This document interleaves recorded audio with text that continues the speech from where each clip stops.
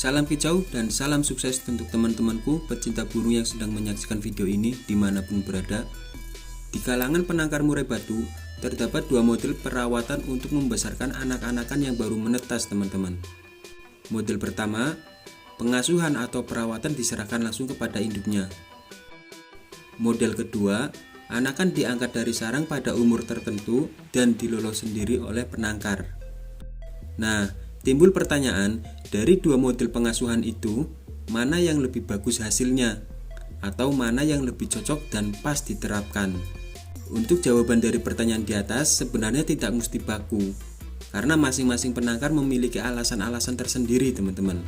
Mengapa lebih senang menerapkan model pertama atau lebih cocok menerapkan model kedua? Nanti akan coba saya paparkan apa saja keuntungan dan kerugiannya dalam penerapan masing-masing model itu. Oke, mari kita bahas model yang pertama, yaitu anakan diasuh induknya. Keuntungannya adalah tidak membutuhkan waktu dan tenaga khusus saat melolos sendiri anakan-anakan yang baru menetas. Model ini cocok bagi peternak yang berorientasi hobi atau kegiatan sampingan saja, teman-teman, bukan berorientasi bisnis. Jadi, tidak terlalu membutuhkan perhatian khusus selama anakan diasuh induknya di dalam kandang penangkaran. Asalkan asupan makanan tersedia melimpah atau lebih dari cukup, kemungkinan besar anakan-anakan akan tumbuh sehat sehingga siap dipanen. Anakan-anakan yang langsung diasuh induknya, pertumbuhan badannya cenderung cepat bongsor, teman-teman. Dan air liur indukan murai batu sangat dominan untuk menguatkan kondisi tubuh anaknya selama dalam proses pelolohan dari usia baru menetas hingga 3 minggu. Sebab dengan air liur itu, anakan selain terlihat sehat juga akan cepat tumbuh besar. Secara ilmiah pun bisa diteliti kok, dan menunjukkan kalau air liur dari sang indukan memang sangat berharga buat perkembangan dan pertumbuhan anakan. Khasiat air liur itu, anakan murai batu menjadi kebal dari penyakit. Kemungkinan fungsi air liur sang induk juga dapat menjadi antibodi apabila ada virus atau penyakit yang akan menyerang anakan tersebut. Ini bukti kalau anakan murai yang dilolos induknya jarang-jarang mengalami sakit, teman-teman. Keuntungan lain anakan yang dibesarkan induknya, cepat besar dan cepat bunyi. Namun dari beberapa keuntungan di atas juga ada kerugiannya tersendiri bagi peternak. Salah satu kerugiannya adalah anakan yang diasuh induknya siap dipanen pada saat umur 5 hingga 6 minggu, teman-teman. Ini jelas mempengaruhi tingkat produktivitas indukan. Dengan demikian, dalam satu periode produksi, indukan butuh waktu sekitar 2 bulan. Hitung-hitungannya seperti ini, teman-teman. 2 minggu masa pengeraman dan penetasan, 6 minggu masa pengasuhan. Jadi, dalam waktu 2 bulan, sepasang indukan hanya menghasilkan 1 kali panen. Ini kerugiannya. Dan saat anakan umur 12 hari, biasanya sudah mulai keluar sarang. Dia sudah keluar glodok. Ini adalah masa yang paling rentan, karena anakan sudah mulai belajar terbang. Banyak kasus anakan patah kaki, terkilir, nabrak jeruji sangkar, atau malah mati karena terbang ke sana kemari tanpa perhitungan. Dan juga kalau ada indikasi anakan kurang sehat, akan susah untuk memberi obat atau vitamin tambahan, teman-teman.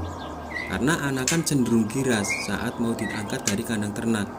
Juga setelah dipanen, masih butuh waktu sekitar seminggu hingga 2 minggu untuk mengajari anakan atau trotolan biar bisa makan fur sendiri. Nah, itulah beberapa kerugian saat anakan diasuh induknya atau trotolan diasuh oleh induknya. Oke, sekarang kita masuk ke pembahasan keuntungan anakan diasuh atau dilolosi penangkar atau si majikan. Keuntungannya adalah anakan sudah bisa dipanen saat berusia 7 hari. Terus, keuntungan yang paling nyata adalah produktivitas indukan lebih tinggi, teman-teman. Dengan demikian, setiap bulan si penangkar bisa menghasilkan 1 kali panen. Jadi hitung-hitungannya seperti ini, teman-teman. 2 minggu masa pengeraman dan penetasan, 1 minggu masa pengasuhan oleh induk. Nah, biasanya 1 minggu setelah anakan dipanen, induk betina mulai bertelur lagi, atau paling tidak sudah ngangkut sarang lagi. Keuntungan lain saat anakan diloloh kita, kemungkinan terjadi insiden patah kaki, terkilir, atau mati terjepit kandang bisa diminimalisir, teman-teman. Karena sejak umur 7 hari anakan sudah dikondisikan dalam kandang kotak atau kandang kecil. Kita juga mudah untuk memantau perkembangan kesehatan dan pertumbuhan anak tersebut dari hari ke hari. Jadi, Jika ada anakan yang terindikasi kurang sehat, mudah memberi obat dan vitamin.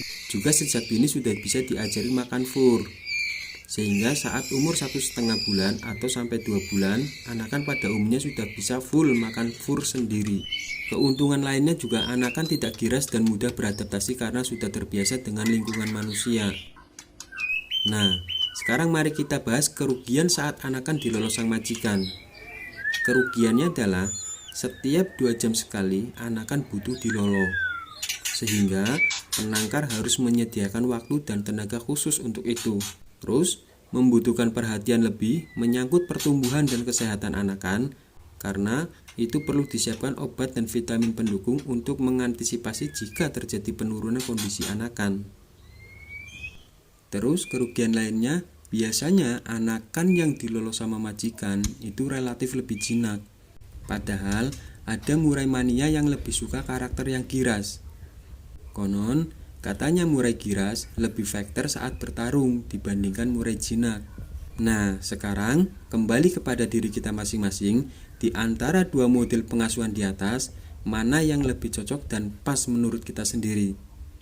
Oke, semoga ulasan ini bermanfaat teman-teman. Salam breeding dan sukses terus kawan.